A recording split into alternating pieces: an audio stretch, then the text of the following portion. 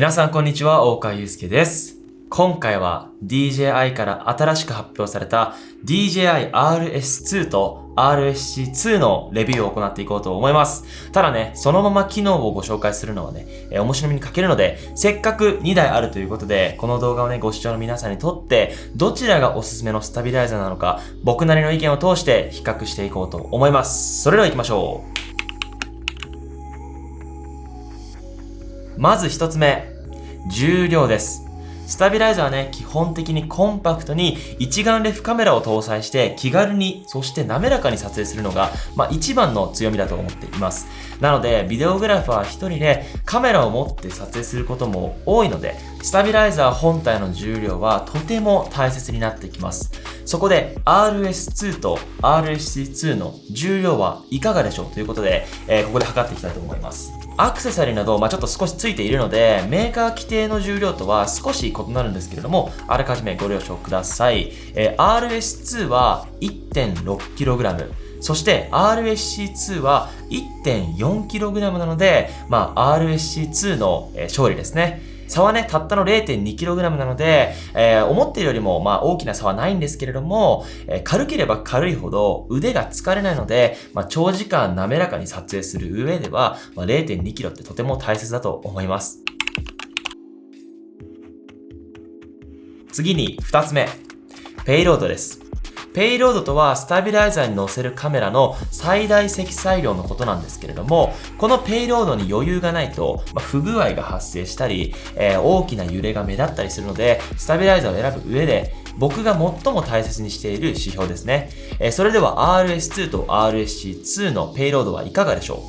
う？ RS2 は 4.5kg まで、RSC2 は 3kg となっています。このペイロードに関しては、各種ね、測定基準が違うので、実際にどのぐらいの重量で問題なく動作するか、メーカーによって異なるんですけれども、DJI さんは RS2 4.5kg、RSC2 3kg で正常に動作するかもテストして、問題なくクリアしたようです。実際にね、ここにはないんですけれども、2470mm の F2.8 で、渋谷のね、街をシネマティック撮影してきたんですけれども、何も問題なく撮影できたし、こっちのコモド 6K、重量が 2.3kg ですね。これでも問題なく使うことができました。なので、コモド 6K をね、RSC2 に載せれるかなと思ったんですけれども、ちょっとアームが短くて、バランスがね、取れなかったので、まず厳しかったです。なので、コンパクトな一眼ミラーレスカメラはこの RSC2 で、少しサイズの大きい小型、中型シネマカメラは、こちらの RS2 がおすすめとなっています。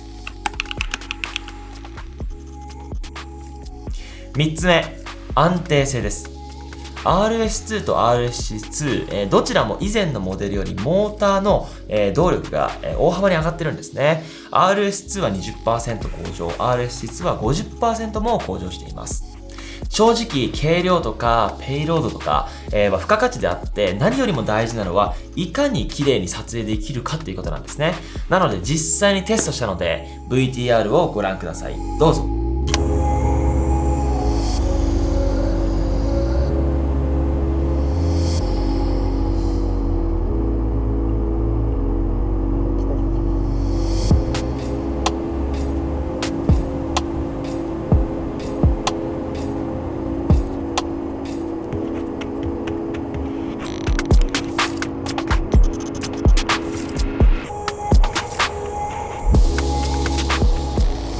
はい。どちらもね、かなり滑らかなんですけれども、どちらかといえば RS2 の方が、安定性はね、優れていると感じました。もちろんね、カメラの重量の差があるので、的確ではないんですけれども、ぜひね、一つの参考にしてみてください。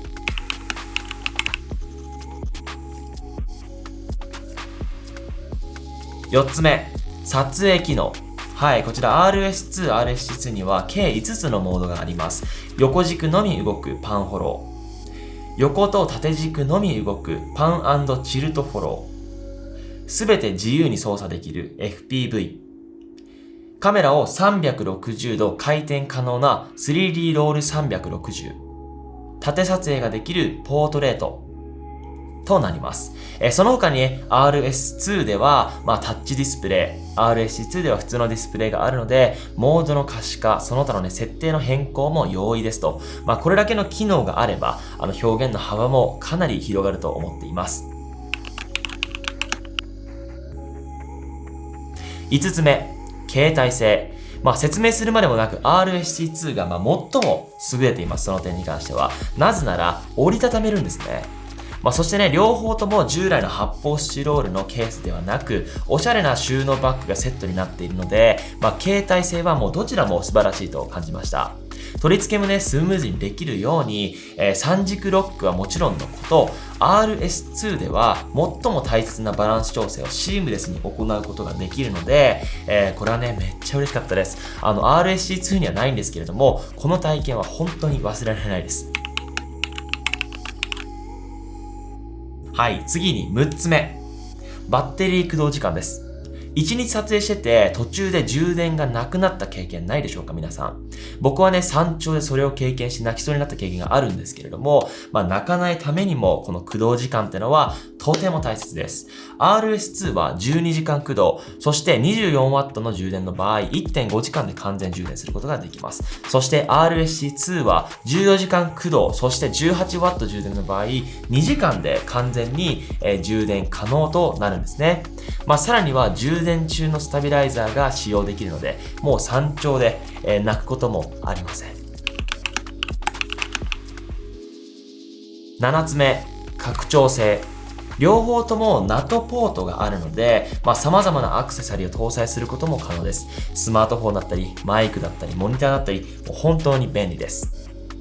はい、皆さんいかがでしたでしょうか。僕のね、制作スタイル的には、中型のね、シネマカメラで撮影することも多いし、コンパクトに撮影することも、多いので、そのスタイルなら RS2 を選びます。細かな機能はね、RSC2 よりも充実していますし、何かがないよりは何かがあった方が、いいので、